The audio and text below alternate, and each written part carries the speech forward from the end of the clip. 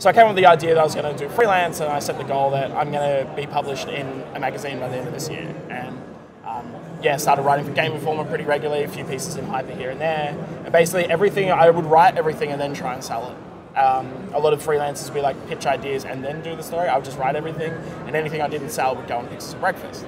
And then the one thing that I really enjoyed at MMGN was like Gaetano Prestia, who was the editor at the time. He did a really great job of sort of teaching me, I guess, a mentorship of new writers and things.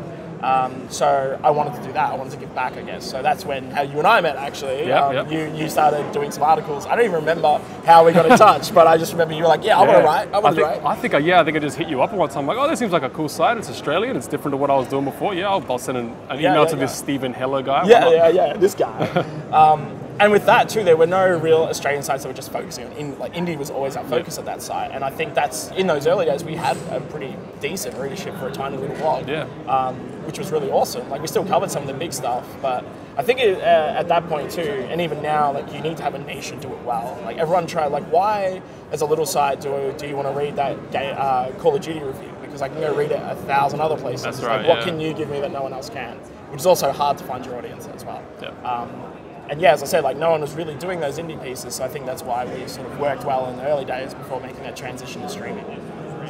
Yeah, so let's get into that then. So you went from changing Pixels for Breakfast.net to being a site based around video game writing and indie games and stuff, to then transitioning fully into streaming. Yeah. So what's the change there? How'd that happen? Well, yeah, managing a whole bunch of writers. Like, we had people all over the world. Like, Bart was in France at the time, we had Phil in Scotland, we had you here in Adelaide. Like, trying to make all that work was just too hard, and especially, like, I had no money. We weren't making any money on that side. It was costing me money. So I'm like, yeah, I'm just going to do this by myself. And then, well, once again, I saw people doing streaming, but everyone's doing, like, the hammy up. Like, everyone's got their shtick, right? And I wanted to do something a bit more journalistic focused. So I started just doing, like, first playthroughs of indie games, which is what I started doing on Twitch. But once again, there's so many people on Twitch, like, get lost in the noise. So I did that for like 6 or 8 months. And then a friend put me onto Beam at the time. It was called Beam, which is Microsoft's new streaming platform. And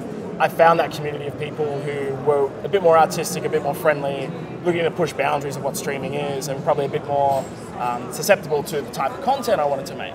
So I set a goal. I'm going to get partnered in a year, and then 6 months later we got partnered. Microsoft changed the name to Mixer. It's come out on Xbox One, and now, like, obviously not hitting Twitch numbers, but it is growing and growing every week, which is really good to see.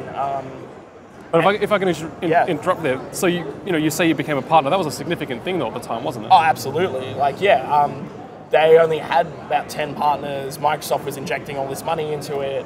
I took a week off my job in December to just stream the entire week. I did a 72-hour live stream with no breaks, which was the worst by myself. Yeah. Wow. And the CEO of the company heard about it and came in at the very end. Like, what the hell are you doing? What the hell are you doing? Like, that's so cool. Mixers run, even though Microsoft own it, it's run by a 19-year-old kid who developed this technology that's insane. Like, there's 0.2 second delay. So, like, when people could see I'm tired, they're instantly just screaming at me. Like, it was so good. And then I got partnered in January, and that was like a massive deal. Like, but you were the first Australian partner. Australian partner. We now have 3 partners in Australia. So yeah, another 6 months later, we've still only got 2 more partners here. And it's been really significant because a bunch of my Australian friends who wanted to watch me on Twitch couldn't, where they can on Mixer, because Mixer just has less bandwidth, and they've got way more service because they all run on the Azure platform, which is all cloud-based, right? Yep. So for regions that don't have the best internet like Australia, like, it was actually more beneficial for me to be a bigger fish in a smaller pond, right? Yep. With the whole Twitch thing, it's like, yeah, Twitch is the king of the roost now. Will Mixer overtake them? Probably not. But if anyone can make a shot of it, Microsoft has the money to do it, right? Yep. So I think the next year will be interesting to see where they go. Because, like, now Twitch is like, oh, we can get interactive streaming happening now too. So yeah, it's kind of, I don't know, like, who knows, right? Like, it's better to give it a shot than not, I guess. That's right. Well, it's like you say, if anyone's going to take on Twitch, it's going to be Microsoft. They're the only ones who really have the resources and the funds to kind of put effort into doing something like that. But they've gone ahead and they've embedded Mixer into Xbox now. But so is that sort of, you would probably know, but like, you know, do you see that sort of then also coming over to something like PlayStation? I mean, PlayStation's pretty much put all their eggs in the Twitch basket at this point. Yeah, it'll be interesting, especially like Microsoft have all these weird relationships because of Minecraft, right? Like their Xbox Live powers all of the online interaction of Minecraft on Switch. Like what the hell? Yeah, that's like ridiculous. 10 years ago, that would not have happened, right? And then you saw at E3, like Phil Spencer having a few shots fired at PlayStation, so it'd be interesting to see how that mixed relationship works. But on the Xbox One, like they have an entire dashboard screen that's just Mixer, all Mixer streamers and stuff. So whenever I get featured on there, the viewership just goes through the roof, which is insane. I didn't think it would. They've also embedded it into Windows 10 now, so anyone who has Windows 10 who wants to stream, who doesn't know how to use OBS, there's literally just the game button that just, instead of recording a local edition, pushes it out to beam. So it also makes it more significant and easier for anyone to give it a shot. And they're also going a different route to Twitch. Like Twitch has the Twitch Live thing now, but Mixer has the phone streaming app, so you can basically stream anything. So they're going for arts and crafts streamers, they're going for cooking streamers. Yeah. That's why they chose that name too, because they want a different mix of content. So maybe that's the competitive edge. Like I'm not really sure, but at the same time, I don't think Microsoft really knows yet either. Yeah.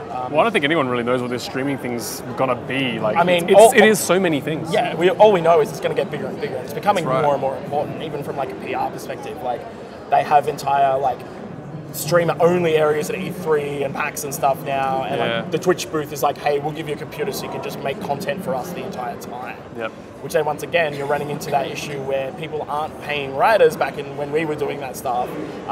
Oh well, you're not really getting paid for content, but you're representing Twitch and you're making a whole bunch of content, same as a lot of people from Mixer are doing, right? Like you've got to be careful around lines are being blurred, and there's like it's such an infancy, like that whole thing, right? Like how does that work? Like how do community managers giving codes out to streamers really work? Because they're not really objective, or are they? Like there's no ethics there yet, right? That's right. Yeah, there aren't any guidelines, there aren't any boundaries to what you can do. Yeah. So it's very like I've just always been like, this game's crap. I don't like this game. Like just straight up. Like, and I'll tell the people that. Like that's been my thing. But yeah, it's really interesting to see how other streamers sort of tackle that stuff. And I think there'll be some big controversy that happens that eventually, like, okay, these guidelines need to be set. Yeah, it'd be interesting to see where streaming is at again 12 months from now.